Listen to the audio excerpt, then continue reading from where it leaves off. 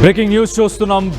జయశంకర్ భూపాల్పల్లి జిల్లాలో మరో దారుణం చోటు చేసుకుంది. యువకుడిని కిడ్నాప్ చేసి అడవిలోకి తీసుకెళ్లి అతన్ని హత్య చేసినట్టు తెలుస్తుంది. మొత్తం మీద అయితే కాళ్ళు చేతులు కట్టేసి పెట్రోల్ పోసి కాల్చేశారు కిరాతకులు. శాంతినగర్లో కిడ్నాప్ అయిన మహమ్మద్ బాసిత్ను కిడ్నాప్ చేసింది బబ్లు, ప్రశాంత్ అలాగే కుషాల్. మేడారం అడవుల్లో దొరికిన బాసిత్కి సంబంధించిన మృతదేహం ప్రస్తుతానికైతే ఇన్స్టాగ్రామ్లో ఏదైతే ఒక ఏడాది క్రితం ఇన్స్టాగ్రామ్ వేదికగా ఒక గొడవ జరిగింది.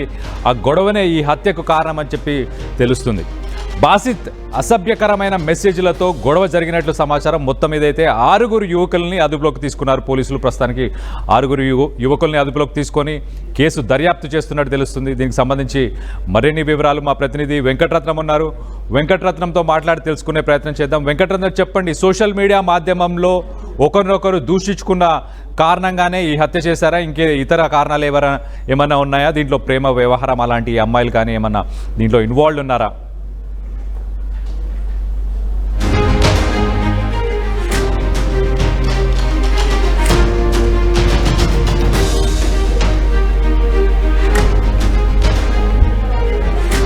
వెంకటరత్నం,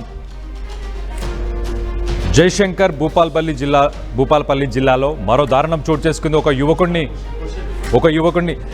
యువకుడిని చంపారు కదా, అది సోషల్ మీడియా మాధ్యమంలో ఒకరినొకరు దూషించుకున్నందుకే ఈ సంఘటన చోటు చేసుకుందా? దీంట్లో ప్రేమ వ్యవహారం కానీ ఎవరైనా అమ్మాయి కానీ ఏమైనా ఇన్వాల్వ్ ఉందా ఈ కేసులో?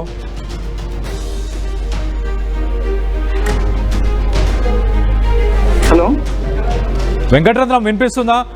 జయశంకర్ భూపాల్పల్లి జిల్లాలో జరిగిన ఈ సంఘటన, ఈ కిడ్నాప్, దాంతోపాటు హత్య ఏదైతే జరిగిందో ఈ హత్యకు సంబంధించి సోషల్ మీడియా మాధ్యమంలో ఒకరినొకరు దూషించుకోవడం అదొక్కటే కారణమా? లేకపోతే దీంట్లో ఎవరైనా ప్రేమ కానీ ఇతర ప్రేమ వ్యవహారం అలాంటివి ఏమైనా ఇన్వాల్వ్ ఉన్నాయా దీంట్లో?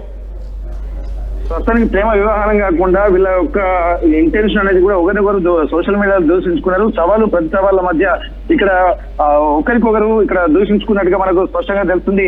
ఇక్కడ దీనికి సంబంధించి కూడా నిన్న జిల్లా కేంద్రంలోని శాంతినగర్ వద్దనే ఇక్కడ మహమ్మద్ బాసిద్ ను కూడా ఈ సోషల్ మీడియాలో ఛాలెంజింగ్ నేపథ్యంలోనే మహమ్మద్ బాసిద్ 20 సంవత్సరాల యువకుడిని కూడా మొన్న బుధవారం రోజు కిడ్నాప్ చేశారు. కిడ్నాప్ చేసిన తర్వాత దాంట్లో 4 యువకులు ఉన్నట్టుగా తెలుస్తుంది. ఆ 4 యువకులకు సంబంధించి కూడా వాళ్ళ ఇంట్లో కూడా ప్రాణహాని అని చెప్పి ఇంట్లో చెప్పారు మహమ్మద్ బాసిద్ అనేటువంటి ఆ యువకుడు. అలాగే స్థానికంగా ఉన్నటువంటి ఆ పోలీస్ స్టేషన్ లో కూడా కొంత ఇన్ఫర్మేషన్ కూడా ఇచ్చి నాకు ప్రాణహాని అని చెప్పి ఆ పోలీసులకు కూడా చెప్పినట్టుగా తెలుస్తుంది. అయినప్పటికీ కూడా పోలీసులు కూడా సకాలంలో స్పందించలేదు అని చెప్పి అంటున్నారు. ఇక్కడ ఇవన్నిటిని దృష్టిలో పెట్టుకుంటే ఏంటంటే సోషల్ మీడియాలో వచ్చినట్టుగా ఒకరికొకరు ఛాలెంజింగ్ అనేది అంటే ఒక సవాళ్ళు ప్రతి సవాళ్ళ మధ్యనే ఆ ఛాలెంజింగ్ ని లీడ్ చేయడం కోసమే తను మిగిలినటువంటి ఆ యువకులు కూడా తనను కిడ్నాప్ చేశారు. ప్రస్తుతానికైతే ఇక్కడ వాళ్ళ ఫ్రెండ్స్ ఎవరైతే ఎవరైతే ఉన్నారో బాసిత్ ని బబ్లు, ప్రశాంత్ అలాగే కుషాల్ మరికొంతమంది కూడా కలిసి కారులో వచ్చి అతని ఫ్రెండ్ తోటి వెళ్తున్నటువంటి నేపథ్యంలో కూడా ఫ్రెండ్ ను కూడా విపరీతంగా కొట్టి అలాగే అక్కడ ఉన్నటువంటి బాసిత్ కారులో ఎక్కించుకుని పోయినట్టుగా తెలుస్తుంది. ఎక్కించుకుని పోయిన తర్వాత ఇక్కడ వీళ్ళందరూ కూడా పక్కనే ఉన్నటువంటి మేడారం, అంటే అక్కడ నుంచి మేడారం వెళ్ళేటువంటి దారిలో, మేడారం నుంచి అలాగే భూపాల్పల్లికి వచ్చేటువంటి దారిలో కూడా రోడ్డుకు ఒక అంటే 200 మీటర్ల దూరం లోపలికి కూడా వెళ్ళి అతన్ని చంపినట్టుగా తెలుస్తుంది. అంటే పూర్తిగా పెట్రోల్ పోసి దీనికి సంబంధించి ఆనవాళ్ళు లేకుండా చేసేటువంటి ప్రయత్నం చేశారు. కానీ అప్పటికి పూర్తిగా కాలిపోకుండా పాక్షికంగా కాలిపోవడంతో ఆనవాళ్ళను బట్టి పోలీసులు కూడా కిడ్నాప్ కేసు నమోదు చేసుకుని మళ్ళీ దర్యాప్తు చేస్తున్నటువంటి క్రమంలో విషయం వెలుగులోకి వచ్చింది. ప్రస్తుతానికి సోషల్ మీడియాలో కూడా ఒకరికొకరు తిట్ల వర్షం మనకు కనిపిస్తుంది. ఛాలెంజ్ లో అలాగే సవాళ్ళు ప్రతి సవాళ్ళ మధ్యనే ఇది ఒకరికొకరు ఈగోయిస్ట్ కు పోయి అంటే మాట తప్పే పరిస్థితి లేదన్నటువంటి కోణంలోనే మహమ్మద్ బాసిద్ ను తీసుకెళ్లి చంపినట్టుగా ఇక్కడ కనిపిస్తుంది. ప్రస్తుతానికి పోలీసులు మాత్రం ఉదయం అతని మహమ్మద్ బాసిద్ డెడ్ బాడీని కూడా తీసుకొని పంచనామా నిమిత్తం తరలించారు. దానికి సంబంధించి కూడా అంటే కొట్టి చంపారా లేకపోతే ఇంకా ఏ రకంగా చంపి పెట్రోల్ పోసి తగలబెట్టేటువంటి ప్రయత్నం చేస్తారా అన్నటువంటి కూడా పోలీసులు దర్యాప్తు చేస్తున్నారు. దీనికి సంబంధించినటువంటి పూర్తి వివరాలు కూడా పోలీసు దర్యాప్తులో ఇంకా పూర్తిగా వెల్లడయ్యేటువంటి అవకాశం ఉంటుంది. ప్రస్తుతానికి ఒకరికొకరు వెంకటరత్నం కుటుంబ సభ్యులు ఏమంటున్నారు అంటే పోలీసులను ఆశ్రయించిన తర్వాత కూడా ఈ సంఘటన చోటు చేసుకుంది, వాళ్ళు ఏం చేయలేదని చెప్పేసి, మరి మొత్తానికైతే కుటుంబం ఏమంటుంది? దీనికి గల కారణాలు సోషల్ మీడియా మాధ్యమంలో గొడవ జరగడం అదొకటే కారణమా? ఆల్రెడీ థ్రెట్స్ ఇచ్చారా వీళ్ళు? ముందే హెచ్చరించిన తర్వాత కుటుంబ సభ్యులకు కూడా వాళ్ళ అక్కకి వాళ్ళ తల్లిదండ్రులకి అలాగే వాళ్ళ ఫ్రెండ్స్ కూడా కొంతమందికి మహమ్మద్ బాసిద్ అనేటువంటి వ్యక్తి నాకు ప్రాణహాని ఉంది, నాకు వీళ్ళు అంటే చాలా మంది రౌడీలు ఉన్నారు, దీంట్లో పెద్ద పెద్ద గ్యాంగ్ కూడా ఎంటర్ అయింది, ఇప్పుడు ఎట్టి పరిస్థితుల్లో నన్ను బతకనివ్వరు అన్నటువంటి విషయాలు కూడా వాళ్ళ సోదరి కూడా చెప్తున్నటువంటి పరిస్థితి, అలాగే వాళ్ళ కుటుంబ సభ్యులు కూడా చెప్తున్నటువంటి పరిస్థితి. కానీ ఇట్లాంటి నేపథ్యంలోనే ఆ పోలీసుల్ని ఆశ్రయించమని చెప్పి వాళ్ళ బంధువులు కూడా చెప్పడంతో పోలీసులు కూడా వీళ్ళు ఆశ్రయించారు. కానీ అయినప్పటికీ కూడా తమకు న్యాయం జరగలేదు, పోలీసులు సకాలంలో స్పందిస్తే మాత్రం అది ఇంకో రకంగా ఉండేది, మా తమ్ముడు మాకు దక్కేవాడు కావచ్చు అన్నటువంటి ఒక ఆవేదన మాత్రం వాళ్ళ సోదరి కూడా వెలగెక్కుతున్నటువంటి పరిస్థితి. ఇవన్నింటినీ దృష్టిలో పెట్టుకుని అసలు గొడవలు జరుగుతున్నప్పుడు సోషల్ మీడియాలో ఇటువంటివి వస్తున్నప్పుడు ఖచ్చితంగా పోలీసులు ప్రివెంటివ్ మెజర్స్ లో భాగంగా ఇద్దరిని కానీ అదుపులోకి తీసుకోవాల్సినటువంటి అవసరం ఉంటుంది. కానీ ఇక్కడ అన్ని సంఘటనలు జరిగిన తర్వాతనే స్పందిస్తున్నారు తప్ప సమాచారం ఉన్నప్పుడు అంటే ఒక ప్రాణహాని ఉందన్నటువంటి విషయం తెలిసినప్పటికీ కూడా పోలీసులు సకాలంలో స్పందించి ఉండుంటే ఒక ప్రమాదాన్ని తప్పించినటువంటి వాళ్ళు అయ్యారన్నటువంటి ఒక ఆవేదన మాత్రం వాళ్ళ కుటుంబ సభ్యులు వ్యక్తం చేస్తున్నారు. ఇక్కడ ప్రాణహాని ఇంకా ఇంత ఇబ్బందికర పరిస్థితులు ఉన్నప్పుడు చెప్పాల్సినటువంటి పోలీస్ స్టేషన్ లో చెప్పిన తర్వాత కూడా వాళ్ళు స్పందించకపోవడం వల్ల ఇక ఎవరికి చెప్పుకుంటే తమకు ప్రాణాలకు దిక్కుంటుంది అన్నటువంటి ఆవేదన మాత్రం వాళ్ళ కుటుంబ సభ్యుల్లో కనిపిస్తుంది. కళ్యాణ్ రైట్ వెంకటరత్నం, మనం చూస్తే కనుక జయశంకర్ భూపాల్పల్లి జిల్లాలో ఈ దారుణం చోటు చేసుకుంది. ఒక యువకుడిని కిడ్నాప్ చేసి మరి తీసుకెళ్లి హత్య చేశారు. బబ్లుతో పాటు ఇంకో ఇద్దరు వ్యక్తులు. మొత్తానికైతే దీంట్లో గ్యాంగ్ వార్ జరిగినట్టు తెలుస్తుంది. దీంట్లో చాలామంది పెద్ద పెద్ద గ్యాంగ్స్టర్స్ ఇన్వాల్వ్ అయ్యారని చెప్పేసి ఆయన పోలీసులను కూడా ముందే ఆశ్రయించాడు. బాసిత్ ముందే ఆశ్రయించినా కూడా పోలీసులు ఎలాంటి యాక్షన్ తీసుకోకపోవడంతో ఈ సంఘటన చోటు చేసుకుంది. అత్యంత విషాదకరమైన సంఘటన చెప్పుకోవాలి. సోషల్ మీడియా మాధ్యమంలో మధ్యకాలంలో చూస్తే ఒకరినొకరు పరస్పరం తిట్టుకోవడం, ఒక దుర్భాషలు ఆడడం, ఇలాంటి ఒక కల్చర్ అనేది ఈ మధ్యకాలంలో ఎక్కువైపోయింది. ఇలాంటి సంఘటనలు చూసినప్పుడు మీకు ఏమనిపిస్తుంది అనేది కింద కామెంట్ రూపంలో తెలియపరచండి.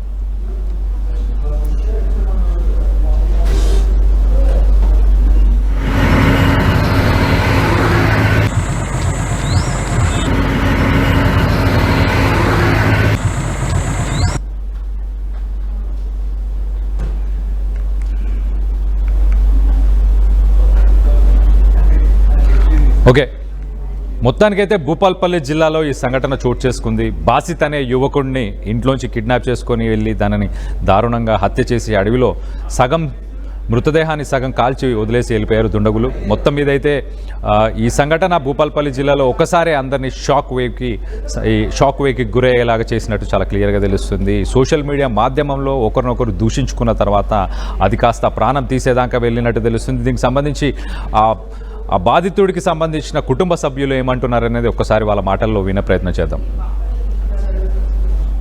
మొహమ్మద్ బాసిత్ మా తమ్ముడు 12 గంటలకు వెనస్డే రోజు మా తమ్ముడు స్నానం చేసి అక్క నాకు పేషి ఉందని మధ్యాహ్నం 12 గంటలకు బయలుదేరి అబ్దుల్ కలాం సార్ లాయర్ దగ్గర మాట్లాడి, సార్ నాకు ఇట్లా ప్రాణహాని ఉంది, నేను ఒక పిటిషన్ రాయాలి సార్, మీరే రాయండి అని అబ్దుల్ కలాం సార్తో పిటిషన్ రాపించుకొని భూపాల్పల్లి స్టేషన్లో రాంబాబు అనే సార్తో కలిసి, సార్ నేను ఇట్లా పిటిషన్ ఇస్తున్నా, నేను బయటికి వచ్చి నన్ను చంపుదామని చూస్తున్నారు, నా పిటిషన్ తీసుకోండి సార్ అని గట్టిగా యాక్షన్ తీసుకున్నాను వాడు చెప్పి సార్తోని మా తమ్ముడు పిటిషన్ ఇచ్చాడు. పిటిషన్ ఇచ్చాక కూడా సార్ వాళ్ళు ఏం యాక్షన్ తీసుకోలే. సార్ వాళ్ళు వస్తారు కావచ్చు అనుకున్నాడో ఏమనుకున్నాడో మా తమ్ముడు అక్కడ నుంచి బయలుదేరి ఇంటికి వచ్చే టైంకి అప్పుడే మా తమ్ముడికి కిడ్నాప్. మా తమ్ముడు నేను దారిలో ఒక్కనే ఉన్నారా అరుణ్ అనే వ్యక్తికి కాల్ చేశాడు. అరుణ్ మా తమ్ముడు దోస్తు, ఆ దోస్తు గారికి ఫోన్ చేసి బండిలో రారా ఇంటికాడ దింపుదని చెప్పిండు. చెప్పిన తర్వాత ఆ దారిలోనే వీళ్ళకి అటాక్ చేసి అరుణ్ అనే అబ్బాయికి కొట్టి మొత్తం కన్ను అంతా పలిగినట్టు కొట్టారు. మా తమ్ముడిని కాళ్ళు చేతులు కట్టేసి చిత్రహింసలు పెట్టి కార్లో వేసుకొని వెళ్ళారు. వెళ్ళిన తర్వాత అరుణ్ అనే అబ్బాయి నా దగ్గరికి వచ్చి, అక్క మీ తమ్మునికి ఇట్లా ప్రాణహాని ఉంది, మీ తమ్ముడు ఇట్లా పిటిషన్ కూడా ఇచ్చిండు అక్క, ఒకసారి వెళ్ళి మీరు కూడా మాట్లాడండి, నేను నా పాత్ర ఏం కూడా లేదు కానీ నన్నే ఇంత ఘోరంగా కొట్టిల్లక్క, మీ తమ్ముడిని మీ తమ్ముడు అక్కడ స్టేషన్లో పిటిషన్ ఇచ్చిన కూడా యాక్షన్ ఏం తీసుకోలే అక్క, మీరు వెళ్ళి ఒక్కొక్కసారి పిటిషన్ ఇవ్వండి, అక్కడ పెద్ద పెద్ద రౌడీ షీటర్స్ లాగా ఉన్నారు, వాళ్ళు చంపుతారు కావచ్చు అనుకొని ఈ అబ్బాయి ఒక డౌట్తో వచ్చి నాకు చెప్తే నేను నిజమే అనుకొని అదే డౌట్తో నేను కూడా వెళ్ళి స్టేషన్లో ఫిర్యాదు అయ్యి పిటిషన్ ఇచ్చాను. పిటిషన్ ఇచ్చిన తర్వాత 24 hours తర్వాత నా పిటిషన్ వాళ్ళు రిసీవ్ చేసుకున్న తర్వాత నా తమ్మునికి వెతకడం స్టార్ట్ చేశారు. కస్టడీలో అరుణ్ అనే అబ్బాయికి తీసుకున్నారు. అరుణ్ అనే అబ్బాయికి కస్టడీలో తీసుకున్న తర్వాత కుశల్ అనే ఒక వ్యక్తి కార్ నడిపిన కుశల్ అనే అబ్బాయి దొరికిండు.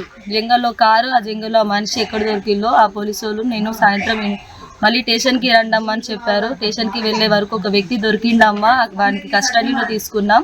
మీ తమ్ముడు ఎక్కడున్నాడో మార్నింగ్ వరకు మేము చెప్తామని చెప్పారు. అప్పటికి 2 days అవుతుంది మా తమ్ముడు మిస్ అయ్యి.